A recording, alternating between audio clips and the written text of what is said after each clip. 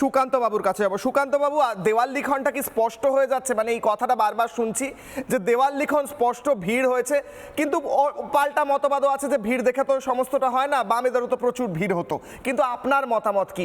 উত্তরবঙ্গ কি বলছে? উত্তরবঙ্গ, দক্ষিণবঙ্গ, সমস্ত জায়গা থেকে লক্ষ লক্ষ মানুষ আজ এলেন, এসে একটাই কথা বললেন যে বাংলায় পাল্টানো দরকার এই সরকারের, এই কথাটা তারা বলছেন। আপনি কি বলছেন সুকান্ত বাবু? দেখো কিশোলা, 18,680 কোটি টাকার ইনভেস্টমেন্ট, সেখানে ইছামতি নদীর ওপর স্বরূপনগর ব্রিজ থেকে শুরু করে দুর্গাপুর ডক কমপ্লেক্সের আধুনিকীকরণ এবং অমৃত ভারত প্রকল্পের অধীনে 6টি স্টেশনের সৌন্দর্যায়ন, সেখানে কামাখ্যাকুড়ি রয়েছে, হলদিয়া রয়েছে। সুতরাং এই উন্নয়নগুলোকে তোমার দেখতে হবে। এবং নারী সুরক্ষার বিষয়ে কিন্তু যেটা বরাবর আমাদের দল যেটা সরকারে রয়েছে, তারা কিন্তু এনসিআরবি রিপোর্টের কথা বলে।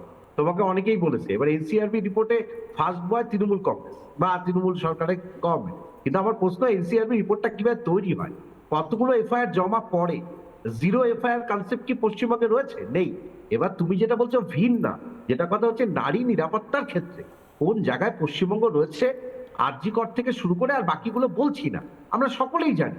সুতরাং নারী নিরাপত্তা থেকে শুরু করে বিয়ে নিয়ে যে ছেলে খেলা চলছে, বিয়ে মৌলিক অধিকার কিনা সেটা প্রমাণ করতে রাজ্য সরকার যতটা বেশি তৎপর, ততটা কি তৎপর তারা মূলত সরকারি কর্মচারী সহ যারা সাধারণ মানুষ রয়েছে বা নারী নিরাপত্তার প্রশ্নে, এই প্রশ্নগুলোর উত্তর কিন্তু এই সরকারের কাছে নেই।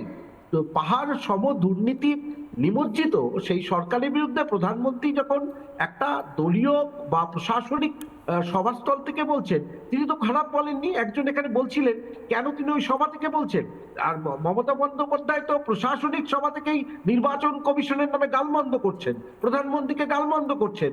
তখন কোথায় যায় সৌজন্যতা?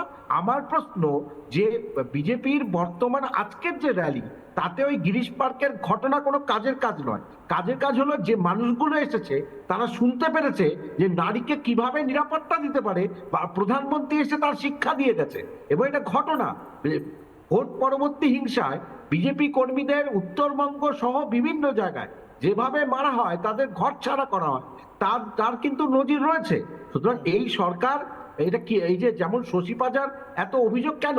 কারণ মমতা বন্দ্যোপাধ্যায়ের একটা তো রিপোর্ট কার্ড আছে, সেখানে তো প্রথম, দ্বিতীয়, তৃতীয় কিশোরে কাউকে হতে হবে। সেখানে রিপোর্ট মার্কসে কে কত বাড়াতে পারে, মানে ঢিল ছুড়লে তুমি 1 পাবে, ইট ছুড়লে তুমি 6 পাবে, আর একটু যদি বড় নারকেল ছোড়ো 7 পাবে। এইভাবে রিপোর্ট কার্ডটা তো জোরদার বানাতে হবে কিশোর, হয় না হলে তো তুমি 10 পাওয়ার জন্য কি বোমা ছুড়তে হবে? হ্যাঁ, একদম কোনো খারাপ কোনো বলনি, এটা অ্যাড করে দিয়ে ভালো করলে কিশোর। বেশ, আমি একটা বক্তব্য শোনাবো, তারপর আমি আজকে ব্রহ্মাস্ত্র নেবো নিয়ে প্রত্যেকের কাছে আসছি, আরো একবার প্রত্যেকের কাছে যাব। আমি বক্তব্য শোনাতে চাই। প্রধানমন্ত্রী নরেন্দ্র মোদী কাউন্টডাউন শুরু করে দিলেন। কিসের কাউন্টডাউন দেখুন। बंगाल में महाजंगल राज लाने वालों का काउंटडाउन शुरू हो चुका है। वो दिन दूर नहीं जब बंगाल में फिर से कानून का राज होगा। जो कानून तोड़ेगा, जो अत्याचार करेगा, टीएमसी के किसी अत्याचारी को छोड़ा नहीं जाएगा। चुन चुन के हिसाब लिया जाएगा।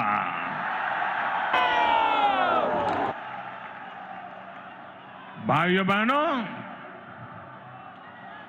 यहां की निर्मम सरकार चाहे अब जितना जोर लगा ले,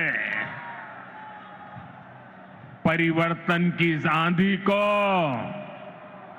अब निर्मम सरकार रोक नहीं पाएगी। সুকান্ত বাবু, একদম সময় কম, 10 সেকেন্ডস কনক্লুডিং কমেন্ট বলুন স্যার।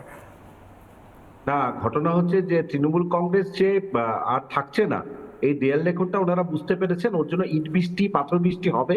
তুমি মনে রাখবে যে প্রধানমন্ত্রী এসে যেটা বলে গেলেন, এই দুর্নীতি এবং রাষ্ট্রপতিকে যেভাবে অপমান করা হলো, তারপরে এই সরকারের অন্তত নৈতিকতার খাতিরে এই গদিতে থাকা উচিত নয়।